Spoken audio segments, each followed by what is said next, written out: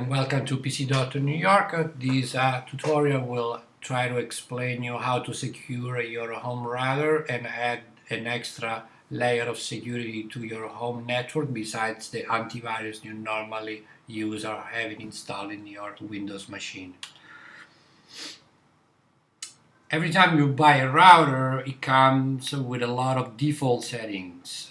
So those default settings are normally attached by the factory, by the manufacturers, but this means also that if you're not customizing those settings, you may leave your network exposed where people can get in using a default admin or default password. So as soon as you buy a new router, we kind of suggest you to really change as much as settings as possible in order to tighten it up and have a more secure browsing experience. And normally you should do this every 6 months. Like for example, using a strong password, which should be composed of at least 8 to 10 characters, including of course also other ampersands like non-conventional signs. And the password also should be written down in a small piece of paper and taped at the bottom of the router for security reason, in case of course you can forget it. Another important feature that we recommend you to change is the default IP address. Most of the routers come with the default IP address of 192.168.1.1. We suggest you to probably change it into like 192.168.4.1 or .4.2 in order to have something that is really strong and less recognizable from the external components. Another important element that is pretty much overlooked is the DNS. Every router has normally a DNS setting interface, and if you don't change the DNS servers, the DNS will use the DNS servers of your internet provider. Could be Verizon, could be Optimum here in Westchester where we are speaking from, or could be Time Warner Cable if you are in New York City. If you try to change your DNS, it will be even better because the DNS helps to have a cleaner browsing experience and avoid websites that can inject or infect your machine. In this specific case, you can see in the presentation that there are preferred DNS servers. These are DNS servers of Google, and there is also a secondary DNS server that you can see here that you can also plug into your router. The DNS servers of these big companies could be like also Norton. You can look it up online, as well as OpenDNS in California. They can a little bit slow down your browsing experience, but you can have more security because those servers are already optimized and strong against any kind of attack by hackers. Normally, the routers come with a guest access. We really suggest you to change these guest access if you really don't have anybody else but you using the internet connection in your house. So disable this kind of extra feature that is present in the routers, and you will add an extra layer of security in your house. An important feature that is located in most of the conventional routers, and I really suggest you to use it, is the MAC address filtering.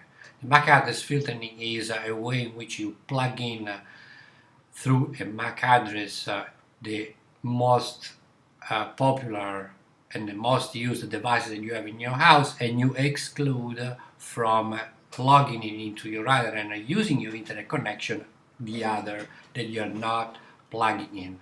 That way, for example, if somebody tries, accidentally to enter your home network with that feature that you have enabled, because one by one you already have enabled that feature and you've plugged in already your MAC addresses inside your router, nobody but those devices will be able only to access the internet in your house. An important feature is the stateful packet inspection firewall, which is a feature that is normally present in the most popular router that could be like Netgear, Cisco, and so on. The stateful packet inspection firewall is a specific feature of the firewall that controls all the incoming and outgoing connections of the router, and it sees and checks if those connections are entering or exiting the proper port that is open into the router. So if, for example, Skype has a port that could be like 5433, if there is a malicious program inside your computer that tries to send the traffic of Skype through another port, the stateful packet inspection firewall will block this connection because it's not a legitimate one.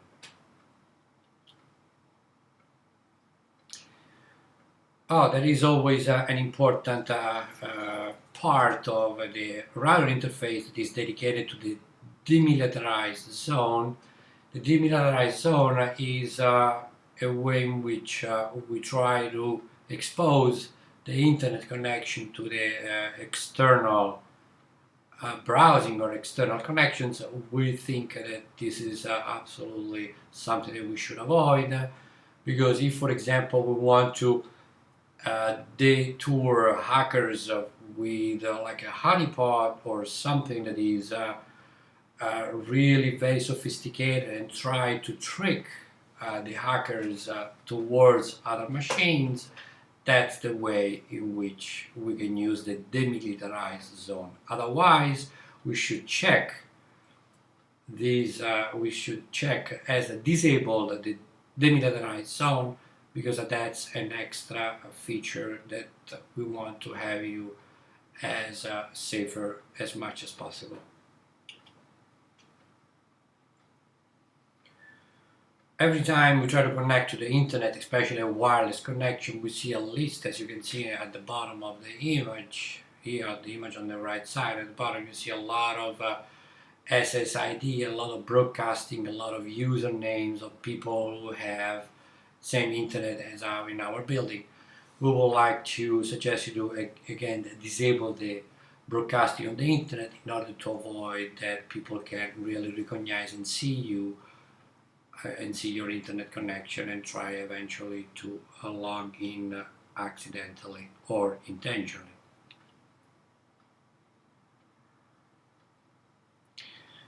Every time we have an internet connection through a router, this is called a session, but then when the session starts, the DHCP server, the Dynamic Host Control Protocol server, releases a number of addresses in order to let the router connect to the other devices. In this case, if you have, for example, 6 or 7 devices, including the smartphones at home, you don't need 100, 200 IP addresses, because the unused IP addresses can be really risky for you and they can expose your network to the outdoors. So we suggest you to probably use like 10, 15 addresses at least, and then you can really write it down that the address starts with, for example, 100, as the picture says, until 200, or of course 110, as I was suggesting you right now, in order to have a more secure network in your house. So enable the DHCP server, but again with the caveat that you have to release a small amount of IP range in order to let your network again to be tightened and more secure against attackers. And thank you for watching this tutorial about home network security. And if you really need to know more about our website, please go to www.pc.newyork.com. Thank you so much and have a wonderful day. See you to the next tutorial.